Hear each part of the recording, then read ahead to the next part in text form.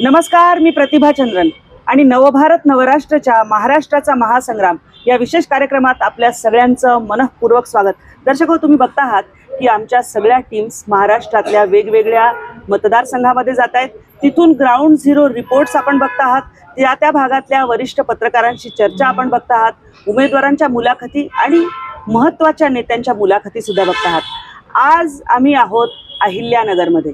अहमदनगर पूर्वीचा जिल्हा, आता नामकरण झालेलं आहे अहिल्यानगर।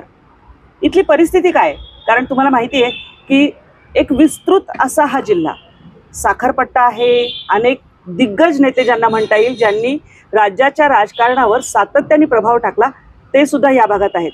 कुणी सांगावं, कदाचित या भागातला एखादा मुख्यमंत्री सुद्धा होऊ शकतो। परिस्थिती काय असेल 23 तारखेला आपल्या सगळ्यांना कळणारच आहे। माझ्यासोबत आज जे इथे बसलेले आहेत चर्चा करण्यासाठी सगळे पत्रकारितेतले वरिष्ठ सहकारी आहेत। मी त्यांची सगळ्यांची आपल्याला ओळख करून देते। आमचे नवराष्ट्राचे या आवृत्तीचे इथल्या आवृत्तीचे संपादक सुहासजी देशपांडे आहेत। सुहासजी, आपलं स्वागत। त्यांच्या नंतर आहेत निशांतजी दातीर, तिकडे संदीपजी रोडे आहेत।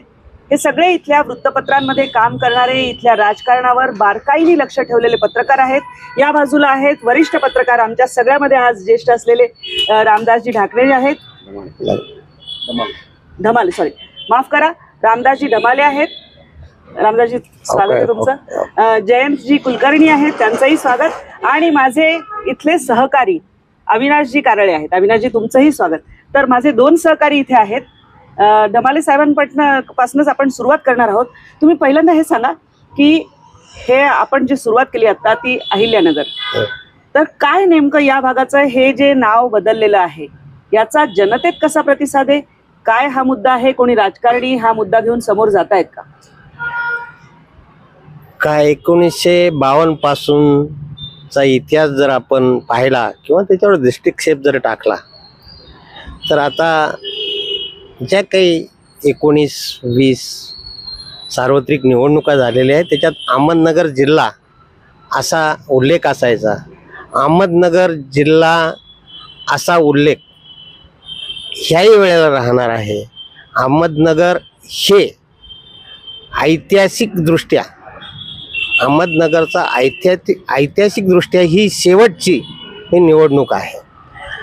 अहिल्यानगरचं नामकरण झालं, पण याचं श्रेय ज्यांनी नामकरणासाठी आग्रह धरला, युती सरकारने किंवा विरोधकांनी तशी मागणी केली, परंतु महायुती आणि महाविकास आघाडी यांच्यापैकी एकाही उमेदवाराने किंवा नेत्याने याचं अजून श्रेय घेतलेलं नाही। अहिल्यानगरचं श्रेय ना कुणी घेतंय ना कुणी विरोध करते, आणि त्याच्यामुळं हे नामकरण लोकांच्या पसंतीला उतरलेलं आहे। लोकांची ती मागणी होती की नाही होती, त्याच्यावर जरी शिक्कामोर्तब झालेलं असलं तरी त्याच्यावरचं जनमत नेमकं काय आहे हे ह्या निवडणुकीतून स्पष्ट होणं अभिप्रेत होतं, परंतु प्रत्यक्षात ह्या विषयाला कुणीही वाचा फोडत नाही, त्याचं श्रेय घेत नाही आणि विरोधही करत नाही, अशी अवस्था आहे असं मला वाटतं। सुहासजी, जो मुद्दा आपण धरून चाललो आहोत की अहिल्यानगर हे नाव झालेलं आहे, जनतेमध्ये काय त्याची पडसाद असतील किंवा जनतेने ते कसं स्वीकारले? का नेते ज्याप्रमाणे रामदासजी म्हणाले की त्याचं श्रेय घ्यायला कोणी तयार नाही किंवा विरोधात बोलायला सुद्धा तयार नाही आहेत, म्हणजे अजून दिसकून आहेत की नेमकं ह्याला कसं जनता स्वीकारेल याबद्दल? नाही, हे नामकरण करताना सर्वसामान्य जनतेचं किती मत घेतलं गेलं किंवा त्यांचा विचार किती झाला हा प्रश्न बाजूला आहे। कारण अहिल्यानगर असं नामकरण करावं यासाठी मागणी करणारा वर्ग आणि त्याला विरोध करणारा वर्ग हा ठराविक होता, बरोबर। ज्यावेळेला नामकरण झालं त्यावेळेला ज्यांनी मागणी त्यांनी जल्लोष केला, आनंद केला, ज्यांना विरोध करायचा होता त्यांनी प्रखरपणे कुणीही विरोध केलेला नाहीये। त्याच्यामुळे जनतेपर्यंत हा विषय जनतेच्या दृष्टीने फार काही हे नाहीये। अहिल्यानगर झालं, काहींनी खाजगीत आनंद व्यक्त केला, पण जाहीरपणे कुणीही याच्यावर आजही बोलत नाहीये। आणि विरोधक सुद्धा, सत्ताधारी असो किंवा विरोधक असो, या नावाला कुणीही विरोध करत नाही, ही आजची वस्तुस्थिती आहे। तुमच्याकडे येते मी की हा जर भाग पाहिला आपण, हा जर पट्टा पाहिला तर सगळे साखर सम्राट, दिग्गज ज्यांना शिक्षण सम्राट म्हणता येईल असे या ठिकाणी नेते आहेत। आणि काही घराणी आहेत ज्यांचा या ठिकाणी राजकारणावर सातत्याने प्रभाव राहिलेला आहे. हे मोडीत काढून नवे चेहरे कुठले समोर येत आहेत का यावेळी? आता पहिल्या या यंदाच्या विधानसभा निवडणुकीत जर पाहिलं तर नवीन चेहरे अजून तसे काय आलेले नाहीत. ते पिढ्याने पिढ्या जीच आहेत तीच माणसं परत आलेली आहेत. आपण जरी पाहिलं मागच्या 2-3 इलेक्शन जरी पाहिलं तर प्रतिस्पर्धी हा ठरलेला असतो झालेला आहे. फक्त आज एवढं झालं की कोपरगावमध्ये यावेळेस काळे नाही येते, नवीन चेहरा तिथं संदीप वरपे म्हणून आलेले आहेत ते, किंवा शेवगावमध्ये पण आज राजळे घुले ही पारंपरिक लढत आहेच आहे, ते पण आहे. ते नवीन चेहरे आलेले नाहीच आहेत, त्यात पारंपरिक लढती होत आहेत सध्या सगळीकडे. आपण बघतोय की या भागामध्ये म्हणजे शहरामध्ये असो किंवा आपण जर एकेका मतदारसंघ निहाय गेलो तर शहरबद्दल, नंतर पारनेर असेल, शेवगाव असेल, श्रीगोंदा असेल, शिर्डी असेल, कशा यावेळच्या लढती वाटत आहेत तुम्हाला? नगर जिल्ह्यामध्ये एकूण 12 विधानसभा मतदारसंघ आहेत. 12 विधानसभा मतदारसंघामध्ये प्रमुख लढती ज्या आहेत त्या पवारांचे नातू रोहित पवार आहेत आणि देवेंद्र फडणवीसांचे विश्वासू राम शिंदे कर्जत जामखेड ही एक प्रमुख लढत आहे. दुसरी लढत बाळासाहेब थोरात त्यांच्या विरोधामध्ये खताळ आहेत. तोही भाजपचा म्हणजे जुना कार्यकर्ता आहे. त्या लढतीकडे पण लक्ष आहे. दुसरं लक्ष राधाकृष्ण विखे वर्सेस घोगरे आहेत, प्रभावती घोगरे. घोगरेचे सासरे तिथे आमदार होते. त्या लढतीकडे पण या जिल्ह्याचं लक्ष आहे. या प्रमुख 3 लढती तर आहेतच. त्यातल्या या शहरामध्ये विद्यमान आमदार आहेत जे 10 वर्ष राष्ट्रवादी काँग्रेसचे आमदार होते. त्यांच्या विरोधात शरद पवारांचे आमदार की जे उमेदवार जे आहेत अभिषेक कळमकर त्यांचे पण काका आमदार होते. ह्याही लढतीकडे जिल्ह्याचं लक्ष आहे. तुमच्याकडे येते मी संदीपजी, की काय म्हणजे यावेळी राष्ट्रवादी विरुद्ध राष्ट्रवादी अशा लढती कुठे कुठे आहेत आणि त्या कशा रंगत आणणार आहेत? मग आपण जर बघितलं जिल्ह्यातील 12 मतदारसंघापैकी जवळपास 9 ठिकाणी बंडखोरी झाली आहे. महायुतीमध्ये पण झाली आहे आणि महाविकास आघाडी पण झाली आहे. आपण पाहिलं तर कोपरगाव, संगमनेर आणि पारनेरला पण बंडखोरी आहेत. मतदारसंघ वगैरे तर बाकी सर्व ठिकाणी बंडखोरी झालेली आहेत. मुळात नगर जिल्ह्यावरती शरद पवारांचा प्रभाव आहेच. साखर सम्राट सर्व त्यांच्या पाठीशी होते. राजकीय उलथापालथीमध्ये त्यात बदल झालेत आणि राष्ट्रवादीमध्ये फूट झाली. तरीही शरद पवारांनी नगर जिल्ह्यावरचं प्रभुत्व सिद्ध करण्यासाठी पुन्हा एकदा कंबर कसली. अजित पवारांना शिव्या देण्यासाठी शरद पवार मैदानामध्ये उतरले. आजही शरद पवार काल कोपरगावमध्ये सभा झाली. आजही वांबोरीमध्ये सभा आहे. शरद पवार आणि अजित पवार ह्या दोघांमध्येच जिल्ह्याचं प्रभुत्व कोणाचं ही फाईट रेस सुरू असल्याचं आपल्याला दिसतंय. राष्ट्रवादी वर्सेस राष्ट्रवादी असं अकोल्यापासून आपण सुरुवात केली. अकोला आणि श्रीगोंदामध्ये बंडखोरी झाली. तिथे राहुल जगताप जे आहेत माजी आमदार हे शरद पवारांचे समर्थक आहेत. म्हणजे काहींना शंकावरती राहुल जगतापांनी बंडखोरी का केली, कशी केली, त्याच्या पाठीमागे शरद पवारांचा हात असू शकतो. आणि स्वतः राहुल जगताप ही सांगतात की मी शरद पवारांचा उमेदवार आहे. त्यामुळे तिथं शरद पवार वर्सेस उबाटा सेना ही लढत आहेत. राष्ट्रवादी वर्सेस राष्ट्रवादी अकोल्यामध्ये आपल्याला बघायला मिळते. पण तिथेही भाजपचे वैभव पिचड यांनी बंडखोरी केली आहे. त्याच्यामुळे त्याचा फटका महायुतीलाच बसू शकतो अशी तिथे परिस्थिती आहे. दुसरी लढत आपण बघितली श्रीरामपूरमध्ये महायुतीमध्येच बंडखोरी झाली. तिथे भाऊसाहेब कांबळे ते शिंदे सेनेकडून उभा राहिले आणि अजित पवारांनी राष्ट्रवादी कानडे यांना विद्यमान आमदार आहेत लव कानडे त्यांना उमेदवारी दिली. तिथे हेमंत ओगले आहेत काँग्रेसचे उमेदवार, किरणजी पटेल. तिथे महायुतीमध्येच मतांचं विभाजन होणार आहे. नेवासेमध्ये बघितलं तर शिंदे सेना आणि भाजप आणि त्यांचे वर्सेस आहेत उबाटा सेनेचे शंकरराव गडाख. तिथेही मतांचं विभाजन होईल. शेवगाव पातळीमध्ये गेलं तर तिथेही मोनिका राजळे आणि प्रताप ढाकणे ही पारंपरिक लढत आहेत. पुन्हा माजी आमदार चंद्रशेखर घुले यांनी तिथे बंडखोरी केली. त्याच्यामुळे त्याचाही फटका आपल्याला तिथं पाहावयास मिळेल तिथे. दुसरा आपला मतदारसंघ घेतला पारनेरमध्ये समोर लढत आहेत. परंतु विरोधक हे अखेरच्या क्षणापर्यंत विस्कटलेले होते, एकत्र आलेले नव्हते. त्याचा फायदा लंकेने उचलला, कारण लंकेने विद्यमान आमदार होते, त्याच्यानंतर आमदारकीचा राजीनामा देऊन खासदार झाले आणि तो विधानसभा डोळ्यासमोर ठेवून तिने अगोदरच सगळा मतदारसंघ पिंजून काढलेला होता. नगर शहरात उमेदवार कोण हेही अखेरच्या क्षणापर्यंत निश्चित नव्हतं. म्हणजे ही नगरची जागा राष्ट्रवादीला सुटते की शिंदे सेनेला जाते की उबाटा सेनेला जाते हे आज शेवटच्या क्षणापर्यंत फायनल नव्हतं. आणि ऐन वेळेस अभिषेक कळमकर यांची उमेदवारी शरद पवारांनी फायनल केली. त्यांची लढत विद्यमान आमदार जे आहेत ते संग्राम जगताप यांच्याशी होत आहेत. ते पूर्वाश्रमीचे तसे शरद पवारांचेच, पण अजित पवारांचं नेतृत्व त्यांनी मान्य केलं. आता नवख्या उमेदवाराशी त्यांची लढत होत आहे. असा हा मतदारसंघातला एक लेखाजोखा आपल्याला. तुमच्याकडे येते मी की बऱ्याच यावेळी आपण ज्या पवार विरुद्ध पवार असं जे बोलतो किंवा राष्ट्रवादी विरुद्ध राष्ट्रवादी, सुरुवात लोकसभेपासूनच झाली, कारण निलेश म्हणजे लंकेंना इकडे घेतलं त्यांनी आणि मग तिथे कुठेतरी एक पोझिशन घेतली की आणि लंकेंना निवडून आणल्याशिवाय म्हणजे लंके जेव्हा पवार साहेबांच्या पक्षामध्ये प्रवेश करत होते, अजितदादांना सोडून तिकडे गेले, तेव्हा सगळ्यांनाच वाटत होतं की यांना का घेतलं. आणि त्यांच्या समोर जी लढत होती ती सुजय विखे होती. तेव्हापासून सुरुवात झाली ही. ॲब्सोल्युटली. मग जेव्हा सुजय विखे आणि निलेश लंके यांच्यात लोकसभेमध्ये एक युद्ध झालं रणांगणामधलं, तेच तिथून पुढे आपल्या विधानसभेची रणनीती आखली गेली आणि त्याचे पडसाद विधानसभेला सगळ्या ठिकाणी उमटत आहेत. आजही निलेश लंकेंचा जो काही धडाकेबाज मोहीम त्यांची चालू आहे, लोकसभेचा एक आक्रमक चेहरा जो त्यांनी मानला गेला, आजही उत्तरेपासून दक्षिणेपर्यंत एक प्राबल्य त्यांच्या नेतृत्वात दाखवत आहेत. आज एक कोपरगावमध्ये निलेश लंकेंचा एक चांगले जोरदार सभा होत आहेत, पारनेरमध्ये होत आहेत, नगर शहरामध्ये होत आहेत. म्हणजे लोकसभेला अधिकाधिक जागा निवडून आणण्याचा त्यांचा मानस आहे आणि तो कितपर्यंत पोहोचत आहेत हे आता मतदार ठरवतील. साहेब आपल्याकडे येते की एकंदर जी सगळी उमेदवारांची निवड आहे तर ती पवार साहेबांनी, कारण पवार साहेब हे एकदम कसलेले नेते आहेत या भागातले, महाराष्ट्रातला खडा न खडा माहीत असलेले, आणि त्यांनी जे चेहरे निवडलेत इलेक्टोरल मेरिट, स्ट्रॅटेजिक पोझिशनिंग असं सगळं केलेलं आहे. निश्चितच असं केलेलं आहे. आणि दुसरी गोष्ट की पारंपरिक विरोधकांचा जो रॅपो आहे किंवा जे प्राबल्य आहे ते नगर जिल्ह्यात सुरुवातीपासून आहे. आणि त्याच्यामुळं उमेदवार निवडताना अगदी 6 महिने अगोदर सुद्धा असं लक्षात येतं की यांच्या विरोधात कोण उभं राहणार आहे.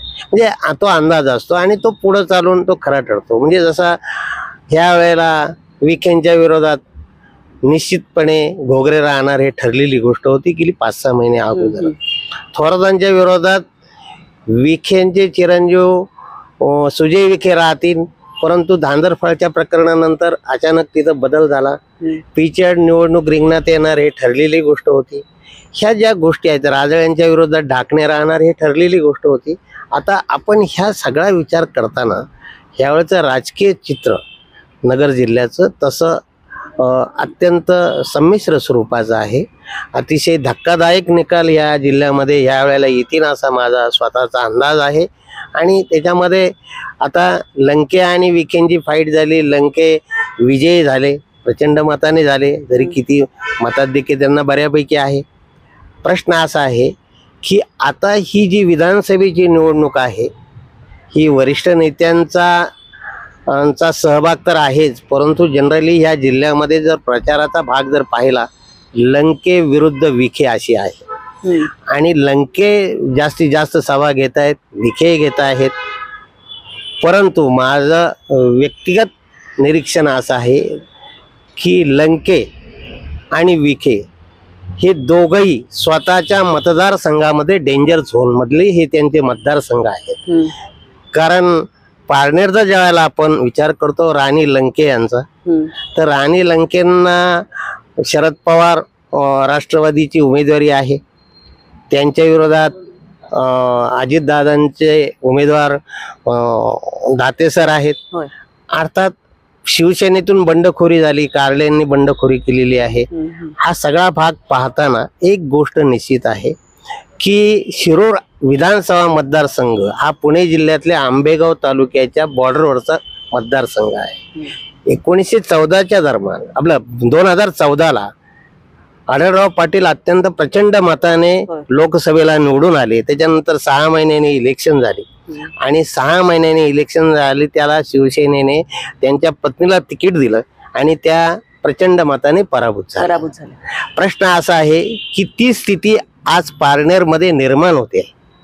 कारण हे नरेटिव्ह लोकांमध्ये गेलेलं आहे की एकाच घरात दोघांना उमेदवारी आमदार खासदार एकाच घरातला करायचा का, हे जे नरेटिव्ह सेट व्हायला लागलेलं आहे ते अत्यंत लंकेच्या दृष्टीने धोकादायक आहे. आणि विशेष म्हणजे शिवसेनेतून जी बंडखोरी झालेली आहे, कार्लेने जी बंडखोरी केलेली आहे, ते नगर तालुक्याचा जो भाग पारनेरला जोडलाय तिथून आहे. आणि राणी लंकेंचं माहेर हे नगर तालुक्यातलं आहे का जिथं त्यांना पॉकेट्स होता, त्याच पॉकेट्समध्ये बंडखोरी कार्लेने केल्यामुळे तोही त्यांचा जो एक मत मिळवण्याचा भाग होता तो कमी झालेला आहे. आता ही ज्या परिस्थितीमध्ये ते आज तोडतं तरी डेंजर झोनमध्ये आहे. तीच अवस्था राधाकृष्ण विखेंची आहे की त्यांनी आतापर्यंत 7 इलेक्शन जिंकल्या आणि चांगल्या मताने जिंकल्या जरी असल्या तरी शिर्डीची परिस्थिती ह्या वेळेला अत्यंत क्रिटिकल पोझिशन आहे. तर त्याचं कारणच असं आहे, मुळात 1978ची पुनरावृत्ती होती का काय असा धोका तिथं निर्माण झालेला आहे. आणि 1978ला जेव्हा हा शिर्डी विधानसभा मतदारसंघ अस्तित्वात आला त्यावेळेला त्यांचा पहिला आमदार चंद्रभान घोगरे होते आणि त्यांची सून आता उमेदवारी करते. प्रश्न असा आहे की घोगरेंनी त्यावेळेला अण्णासाहेब मस्के म्हणजे बाळासाहेब विखेंचे सख्खे मावस भाऊ यांना पराभूत केलं होतं. पुढे ते निवडून आले. पुढच्या इलेक्शन मध्ये ज्यावेळेला घोगरे नव्हते त्यावेळेला ते विखेंचं प्रभुत्व राहिलं. परंतु प्रश्न असा आहे की ज्यावेळेला घोगरे निवडणूक रिंगणात येतात त्यावेळेला त्यांचा नातेगोत्या एवढ्या मोठ्या प्रमाणावर आहे त्या भागात. कारण घोगरेताई ह्या जिल्हा परिषदचे माजी अध्यक्ष शंकर नाना खर्डेंची मुलगी आहे. त्यांचं माहेर कोलार भगवती आहे. प्रश्न असा आहे की ह्या भागामध्ये मागच्या वेळेला त्या विखेंना लीड होत. दुसरी गोष्ट 28 गावं जी संगमनेरची होती तिथं लीड होतं. परंतु धांदरफळ प्रकरणामुळं त्यांचं तिथं सुद्धा एक मोठ्या प्रमाणावर निगेटिव्ह तयार झालेला आहे.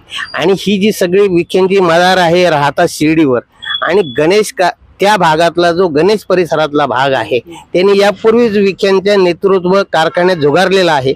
ह्या परिस्थितीमध्ये विखे कसा मार्ग काढणार याच्यावर सगळ्या गोष्टी अवलंबून हा डेंजर झोन मधला मतदारसंघ. जो गणेश बद्दल आपण बोलतोय ते कोल्हे त्यांच्याशी आपण बोलले आणि एक आहे की कोल्हेंनी जरी उमेदवारी केलेली नसली तरी त्यांचे कार्यकर्ते प्रत्येक वेळेला त्यांचं ऐकतीलच किंवा त्यांना तुम्ही माझं ऐकाच असं ते म्हणतील अशी अवस्था दिसत नाही. आणि म्हणून ह्या ज्या विखे आणि लंके यांनी लोकसभेला जो सगळ्या महाराष्ट्राला अट्रॅक्ट केलं ते दोघंही ह्या वेळेला डेंजर झोन मध्ये आहेत. पुढचा टप्पा त्याच एक्सटेंड. आणि एक आहे की दुसरी गोष्ट त्यांच्या या डेंजर झोनला बाकीचे सगळेच नेते डायरेक्टली इनडायरेक्टली खतपाणी घालणार आहे. आणि डेंजर झोन मध्ये अजून एक मतदारसंघ आहे आणि तो म्हणजे शेवगाव पाथर्डी. बरोबर. शेवगाव पाथर्डी हा जो मतदारसंघ आहे हा सुद्धा मी डेंजर झोन मध्ये धरतो. त्याचं कारण असं आहे की तिथं जातीय समीकरणाचा प्रभाव आहेच, परंतु हा प्रभाव असताना ढाकणे ह्या वेळेला ढाकणे हे ज्या समाजाचे आहेत मुंडे आणि ते एकाच समाजाचे आहेत. राजळे ह्या जनरली पंकजा मुंडे यांच्या सपोर्टवर निवडून येतात. बऱ्याच वेळेला 2 वेळा आलेले आहेत. ह्या वेळेला ती परिस्थिती कारण भाजपमधून विरोध झालेला आहे आणि त्या मुंडेंच्या समाजातून विरोध झालेला आहे. ती मतं जर ढाकण्यांकडे वळाली तर ढाकण्यांकडं आणि ती विजयी झाले हा जर तरचा मुद्दा आहे. जर विजयी झाले तर महाराष्ट्रातलं ऊसतोड कामगार आणि वंजारी समाजाचं नेतृत्व हे पुन्हा ढाकण्यांकडे जे बबनराव ढाकण्यांकडून गोपीनाथ मुंडेंकडे गेलं होतं ते आता पंकजा मुंडेंकडून प्रताप ढाकण्यांकडे जाण्याची दाट शक्यता आहे जर विजयी झालं तर. आणि म्हणून याच्यामध्ये प्रश्न असा आहे की तिथं माजी आमदार पण आहेत की माजी आमदार चंद्रशेखर घुले त्यांचा कारखाना आहे त्यांच्याकडे. पण साहेब म्हणजे सर तुमच्याकडे पण यायचं मला गेल्या वेळी हे घुले किंवा ढाकणे साहेब किंवा काकडे ह्या सगळे तिघं एकत्र होते मोनिका त्यांच्या विरोधात. नाही 2014 होते 2014 बरोबर. आणि मग समीकरण आणि पुन्हा मला आणखी एक मुद्दा विचारायचा आहे की या जिल्ह्यामध्ये आणखी एक असं आहे की महिला ज्या आहेत त्या बऱ्याच ठिकाणी आहेत. त्या महिला ज्या सगळ्या उमेदवार आहेत त्यांच्याबद्दल मला तुमच्याकडनं पाहिजे.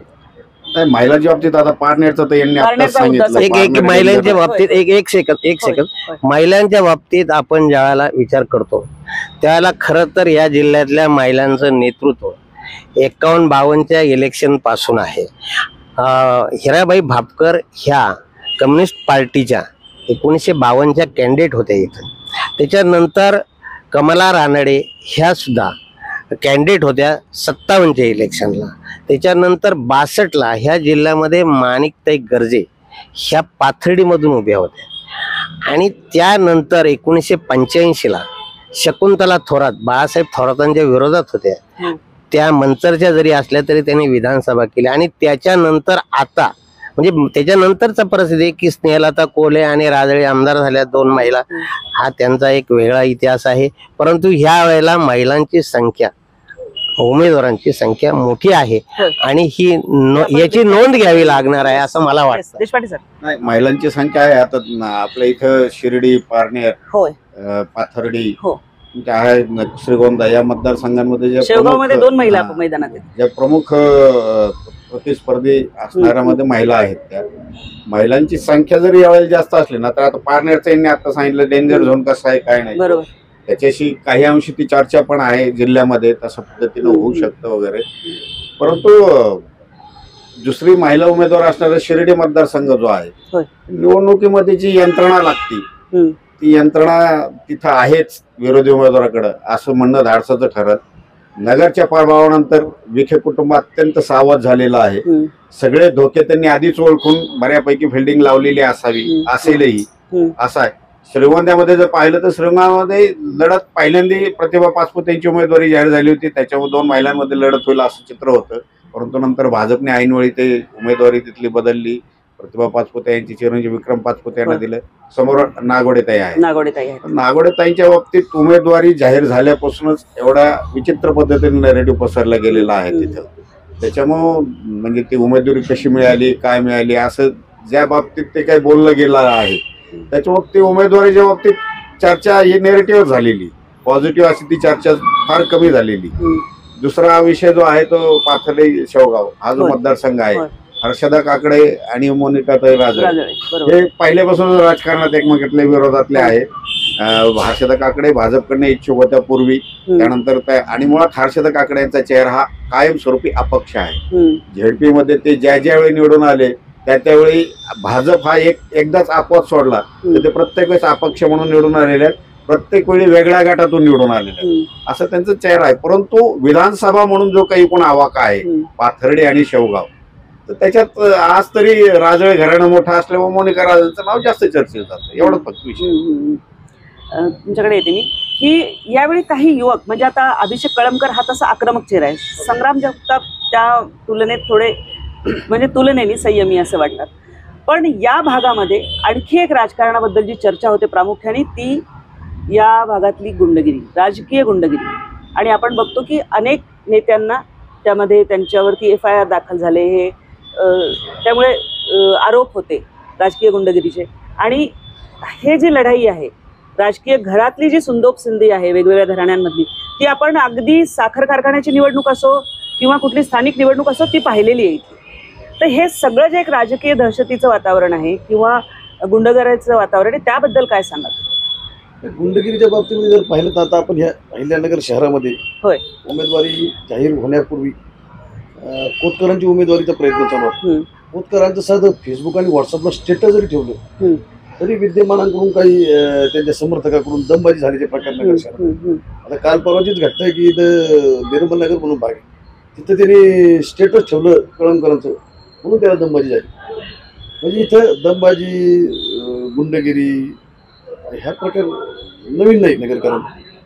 दुसरा विषय तुम्ही बोलले युवकांच्या बाबतीमध्ये, तर युवकांचे 2-3 मतदारसंघ जिथं आहेत की जिथं युवकांची फाईट युवकांची आहे. त्यातला हा एक नगर शहराचा मतदारसंघ आहे तिथं दोन्ही युवक आहेत. तशीच परिस्थिती कोपरगावमध्ये पण आहे. संदीप वरबे शरद पवारांचे उमेदवार आहेत, अजित पवारांचे काळे आहेत, आशुतोष काळे, ते दोघं युवकच लढत आहे. तिकडं अकोल्यामध्ये पण तीच परिस्थिती आहे. अजितदादा पवारांनी रोहित पवार जेव्हा गेल्या वेळी कर्जत जामखेडला उभे होते त्यांना खरं तर पुण्यामधून हडपसरमधून उभं राहायचं होतं. दादा सांगतात की त्याने मी सांगितलं की अरे तू तिकडे जा, कर्जत जामखेडला आपलं हे आहे, ताकद आहे. अजितदादांची ताकद त्यावेळी रोहित पवारांच्या पाठीशी होती, याबद्दल काहीच हे नाही. आता बदललेल्या समीकरणामध्ये रोहित पवार राज्यभर फिरत आहेत आणि प्रचार जो आहे तो राम शिंदे जे आहेत ते त्या ठिकाणी थांबून मतदारसंघातून, तर ते ॲडव्हान्टेज यावेळी त्यांना असेल का आणि काय नेमकं परिस्थिती आहे त्या मतदारसंघाची? कर्जत जामखेड मतदारसंघ हा तसा भाजपचा बालेकिल्ला. तिथं 3 टर्म आमदार असलेले सदाशिव लोखंडे 15 दिवसामध्ये शिर्डीमध्ये खासदार झाले. त्यानंतर हा रिझर्वेशन असलेला कर्जत जामखेड ओपन झाला आणि तिथं राम शिंदे यांना उमेदवारी मिळाली. राम शिंदे तिथं 2 टर्म आमदार राहिलेत. शेवटच्या टर्ममध्ये त्यांना मंत्रिपद मिळालं. मंत्रिपद मिळाल्यामुळे त्यांचा मतदारसंघातील वावर कमी झाला आणि ते मुंबईमध्ये जास्त राहिलेत. म्हणजे थोडक्यात त्यांचा मतदारसंघातला संपर्क थोडासा कमी झाला होता आणि तेच ॲडव्हान्टेज रोहित पवारांनी उचललं आणि रोहित पवारांनी तिथं आपल्या बारामती ॲग्रोच्या माध्यमातून सोशल वर्क सुरू केलं आणि राम शिंदेचा संपर्क झालेला कमी, त्याचा फायदा उचलला आणि ते विजयी झाले. ह्यावेळेस मात्र परिस्थिती उलटी झाली. राष्ट्रवादीच्या फुटीनंतर रोहित पवार स्वतःला राज्याचे नेते म्हणून घेत हे राज्यभर फिरतायत आणि त्यांचा मतदारसंघातला वावर कमी झालाय. राम शिंदेंना ज्यावेळेस पराभव झाला 2019ला, त्यानंतर त्यांचं भाजपने पुनर्वसन केलं कारण तिथं भाजपला त्याचं वोट बँक आहेत हे भाजपला माहिती होतं. त्यांचं पुनर्वसन केलं आणि राम शिंदेंना आपली 2019चा पराभवाची जाणीव झाली की आपण मतदारसंघामध्ये फार नव्हतो, ती जाणीव त्यांना झाली. त्यामुळे ते आज मतदारसंघामध्ये प्रत्येक गावात प्रत्येक घरात फिरत आहेत आणि रोहित पवार मात्र तिथे नाहीत. रोहित पवार राज्यभर फिरत आहेत. म्हणजे अगदी काल परवापर्यंत रोहित पवार राज्यभर फिरत होते, ते मतदारसंघात आले नाहीत. मतदारसंघामध्ये रोहित पवारांची धोरात त्यांच्या आई असेल, त्यांचे वडील असेल किंवा त्यांचे नातेवाईक असेल ते सांभाळत आहेत. राम शिंदेने आणखी एक मुद्दा उपस्थित केला तिथं, भूमिपुत्र. मी इथलचा लोकल आहे, भूमिपुत्र आहेत आणि ते बारामतीहून आलेत, अतिक्रमण केलं आपल्यावरती, हे अतिक्रमण परतवून लावा हा मुद्दा घेऊन राम शिंदे प्रचारामध्ये उतरले. त्याने ॲग्रेसिव्हपणे प्रचार सुरू केला.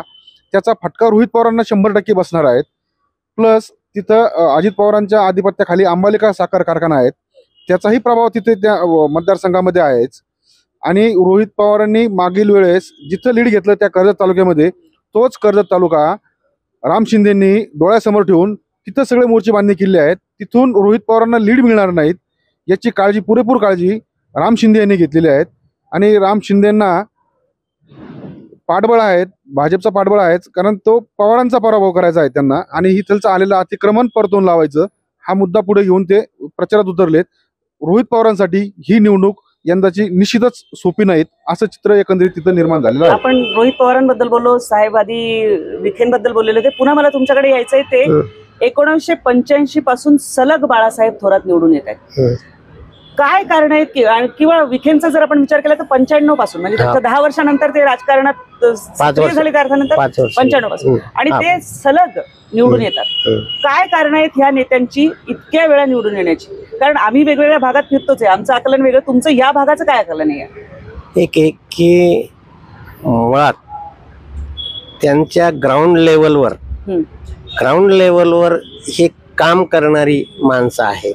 जरी ते राज्याचं नेतृत्व करीत असले, राज्यामध्ये पदं घेत असले, तरी ती त्यांच्या मतदारसंघात त्यांनी कधी दुर्लक्ष केलेलं नाही.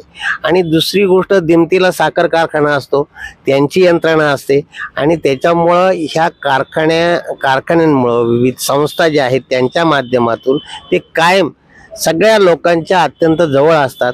आणि शेतकऱ्यांची कामं, गावकऱ्यांची कामं, शैक्षणिक असतील, बाकी अर्थकारणाची असेल, तर ते त्यांच्या संस्थेशी निगडीत आहेत.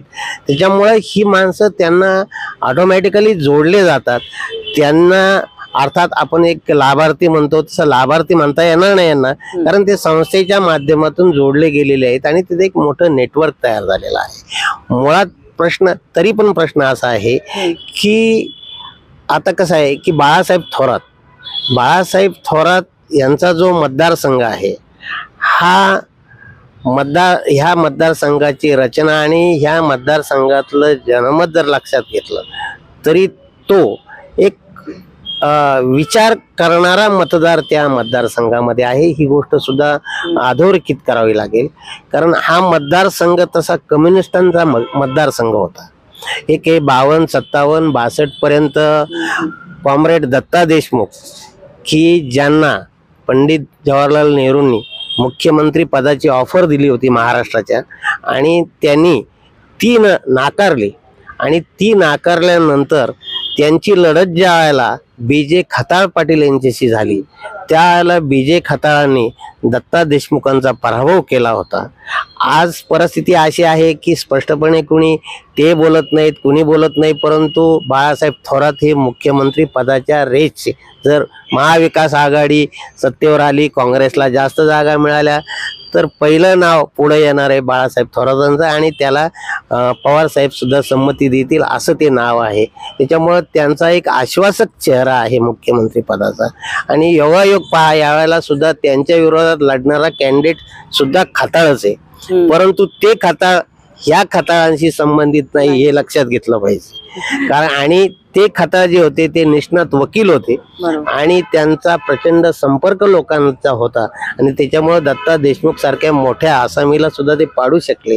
ती किमया, कारण मुळात हे तिकीट भाजपने घेतलं असतं, भाजपकडून एकनाथ शिंदेच्या शिवसेनेला ते तिकीट आहे, म्हणजे मूळ कॅन्डिडेट सुद्धा भाजपाचा जर उभा राहिला असता तर सहानुभूती मिळाली असती, तिकीट घेतलं असतं तर. परंतु एकनाथ शिंदेचं ह्या नगर जिल्ह्यामध्ये, आता तुम्ही कोकणात वगैरे इतर ठिकाणी असेल, परंतु इथं कार्यकर्त्यांचा संच किंवा नेटवर्क हे अजिबात नाहीये. मग कोणताही, आता नेवाशाचं घेतलं तिथं सुद्धा लंगे जे दिलेले आहेत ते भाजपचेच आहेत. हे भाजपच्या लोकांची सोय आहे. आणि कसं आहे की याच्यामध्ये अजून एक मुद्दा या चर्चेमध्ये विचारात घेतला पाहिजे. या निवडणुकीची अनेक वैशिष्ट्ये आहेत. माजी आमदार मोठ्या प्रमाणावर पहिल्यांदाच आलेले आहेत, महिला मोठ्या प्रमाणावर आलेल्या आहेत. त्याचबरोबर ह्या जिल्ह्यात पहिल्यांदाच हरियाणा पॅटर्न सुद्धा येऊ पाहतो आहे.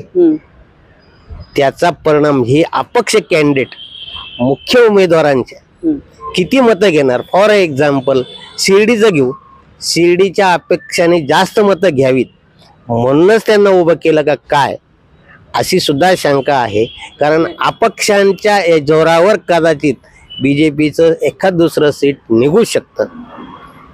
जयंत सरांकडे मी जाते आणि मग नंतर तुमच्याकडे कन्क्लुजनला मी येणार आहे सर, की काय नेमकं की यावेळी जसं आपण म्हणालो की इतकी घराणी आहेत, हे सगळे आहे अपक्ष खूप मैदानावर, आणि बंडखोरी. दुसरी गोष्ट म्हणजे कोण कुठला आहे, कोणाचं राजकीय पूर्वीचं काय होतं, काही आयडिओलॉजी नाही, काही नाही, सोयीचं राजकारण झालेलं आहे यावेळी असं दिसतंय प्रामुख्याने. आणि इथे सुद्धा आपल्याला काही उमेदवार तसेच दिसतात. म्हणजे अगदी आपण शहरचा विचार केला तर गेली 3 वर्ष शिवसेनेत असलेले अभिषेक एकदम आपल्याला अचानक, म्हणजे निवडणुकीच्या तोंडावर सोयीचं राजकारण, निवडणुकीच्या तोंडावर पक्ष बदल, ह्यांनी आपला माणूस तिकडे पाठवणं, त्यांनी आपला माणूस इकडे पाठवणं, हे इथे खूप दिसतंय सगळीकडे राज्यात. तसं 2019चं आपण इलेक्शन झालं त्याच्यानंतर जर पाहिलं की पक्षनिष्ठा, पक्ष हे असं काही राहिलेलंच नाही वाटत. तो जो जसा सत्तेसाठी काय जे करता येईल ते केलं जाते, तसेच जे दिल्लीत चालते किंवा जे मुंबईत चालतं तेच दिल्लीत चालणारच हा प्रकार आहे. इथंही तेच प्रकार चाललाय. प्रत्येक जण आपापल्या पातळीवर सोयीनुसार राजकारण करता येतं. प्रत्येकाने आमदार व्हायचंय, प्रत्येकाला कोणी सांभाळायला तयार नाहीये, आणि त्याचं अपक्षांची संख्या त्यामुळे वाढलेली आहे. आज माजी आमदार सुद्धा कुणी थांबलेले नाहीत, ते पण रिंगणात उतरलेले आहेत. ते याचा नेमका कोणाला फायदा होणार आहे आणि 2023 तारखेला दिसेल निकालानंतर. अविनाशजीकडे येऊन मग मी सरांकडे येणार आहे की तुम्ही यावेळी जे सगळे अपक्ष आणि या पक्षातून त्या पक्षात गेलेले कसं बघता, कोणाला चान्स आहे यामध्ये असं वाटतं तुम्हाला, की जो ताकदवार उमेदवार आहे ताकदीने उतरलाय? शेवटी ताकदीने उतरला असं काही वाटत नाहीये. जे गेल्या वेळचे चंद्रशेखर घुले जे 3 वेळा निवडून आले, आपण शेवगावचा जर विचार केला नाही ते 2009 मध्ये एकदा निवडून आले, ते 3 वेळा निवडणूक लढले. हा बरोबर, तर निवडणूक लढली. तर ते तुम्हाला असं वाटतं का की म्हणजे असे जे उमेदवार आहेत की ज्यांनी कधीतरी निवडणूक लढली, जिंकली, त्या अपक्षांचा काही प्रभाव पडू शकतो? चंद्रशेखर घुलेंचा प्रभाव हा नक्कीच पडणार आहे, कारण शेवगाव हे त्यांचं होमटाऊन आहे. साखर कारखानदारी, शिक्षण संस्था, मार्केट कमिटीवर असणारं वजन आणि त्यात त्यांनी अपक्ष म्हणून सुरुवातीपासून केलेली तयारी, याचा फटका ढाकणे आणि राजा यांना निश्चितपणे बसू शकतो शेवगाव पाथर्डी मतदारसंघामध्ये. असंच काही इतर तालुक्यांमध्ये पारनेरचा जर विचार केला तर राणी लंके वर्सेस काशीनाथ दाते यांच्यासोबत बंडखोरी केलेले संदेश कारले आहेत. आज नगर तालुक्यातलं मतदान किमान 1 लाखाच्या आसपास आहे. त्यामध्ये 50-60% मतदान तरी संदेश कारले हे घेऊ शकतात, कारण जिल्हा परिषद माध्यमातून त्यांचा एक तालुक्यावर एक खूप मोठा वावर आहे. हाडाचे शिवसैनिक आहेत, त्याचे फटका लंके किंवा दात्यांना नक्कीच बसू शकतो. सर, तुमच्याकडं फायनल मला हे घ्यायचं की या जिल्ह्याचा एकंदर चित्र बघता तुम्हाला युती किंवा आघाडी यामध्ये कोणाचं पारडं जास्त जड वाटतंय? आणि या ज्या सगळ्या कल्याणकारी म्हणजे लाडकी बहीणबद्दल आपण बोललो नाही आहोत, तर लाडकी बहीणचा प्रभाव किती दिसेल? कारण काल ज्या ठिकाणी आम्ही गेलो होतो तिथे महिला वर्ग मोठ्या प्रमाणामध्ये दिसला प्रचाराच्या ठिकाणी. नाही, लाडकी बहीण योजनेचा प्रभाव नगर जिल्ह्यातच काय पूर्ण महाराष्ट्रात आहे. आणि हे स्वतः शरद पवारांनी एका इंग्लिश पेपरला मुलाखत जी दिली त्यातही मान्य केलेलं आहे की त्याचा मोठा प्रभाव आहे. या जिल्ह्याचं सध्याची जी परिस्थिती आहे ते पाहता म्हणजे ढामले साहेब जे सुरुवातीला म्हणले होते की जिल्ह्यात सगळं संमिश्र वातावरण आहे, वस्तुस्थिती तशीच आहे. अपक्ष वगैरे हे जे आता आणि महाविकास आघाडी महायुती हा जो गोंधळ झालेला आहे, 3 पक्ष वगैरे, तर कुणी म्हणजे प्रत्येक पक्षाचा कार्यकर्ता त्याचंच काम करतोय याची गॅरंटी आज नाहीये. शेवटच्या 2 दिवसात आणखी काय बदल होतील, कोण कुठे जाईल, काय होईल याची काही गॅरंटी नाही. पण सध्याचं जे चित्र आहे मला वाटतं हे दोघांसाठी 50-50% आहे. म्हणजे 12 पैकी 6 इकडं 6 तिकडं असं सध्याचं चित्र आहे. वस्तुस्थिती पुढे 24 तारखेला आपल्याला निकालात ती काय समोर येत असते. अगदी बरोबर आहे दर्शक हो, की या जिल्ह्यामध्ये आम्ही जेव्हा फिरलो तेव्हा एक गोष्ट लक्षात आली, किंवा ज्या सगळ्याच पट्ट्यात फिरतो आहोत, की जे नेते आहेत, जे नेते सातत्याने 365 दिवस कार्यकर्त्यांशी जोडून राहिलेले आहेत आणि ज्यांनी कार्यकर्त्यांची एक प्रचंड मोठी उतरंड तयार केलेली आहे, त्या नेत्यांबद्दल लोकांमध्ये अजूनही म्हणजे कितीही वेळा निवडून आले तरी एक चांगली सकारात्मक भावना दिसून येते. या उलट ज्या नेत्यांमध्ये अहंकार दिसून आला त्यांना जनतेने घरी बसवण्याचं काम केलेलं आहे. हे आम्हाला जवळपास या ठिकाणी ज्या ठिकाणी फिरलो त्या ठिकाणी दिसून आलं. लाडकी बहीण या योजनेला महिलांचा जो प्रतिसाद आहे तो निश्चितच मोठा दिसून येतोय. त्यामुळे तो फॅक्टर कसा यावेळी असेल, 20 तारखेला मतपेटीत बंद होणारे आणि 23ला संध्याकाळपर्यंत चित्र स्पष्ट झालेलं असेल. आज आम्ही या ठिकाणी आहोत. इथून आम्ही पुढे पश्चिम महाराष्ट्राचा जो आणखी उरलेला काही पट्टा आहे तिथे जाणार आहोत. हे सगळे रिपोर्ट्स आम्ही तुम्हाला दाखवतोय. तुमचं काय मत आहे? आम्ही जी आज ही चर्चा केली यामधल्या कुठल्या मताशी तुम्ही सहमत आहात किंवा कुठल्या मताबद्दल तुमचं काहीतरी वेगळं मत आहे ते सगळं आम्हाला कमेंट बॉक्समध्ये कळवायला विसरू नका आणि आमच्या चॅनलला सबस्क्राईब करायलाही विसरू नका. तूर्तास महाराष्ट्राचा महासंग्राम या आमच्या विशेष कार्यक्रमात मी आपली या सगळ्या पॅनलसह रजा घेते. धन्यवाद. नमस्कार.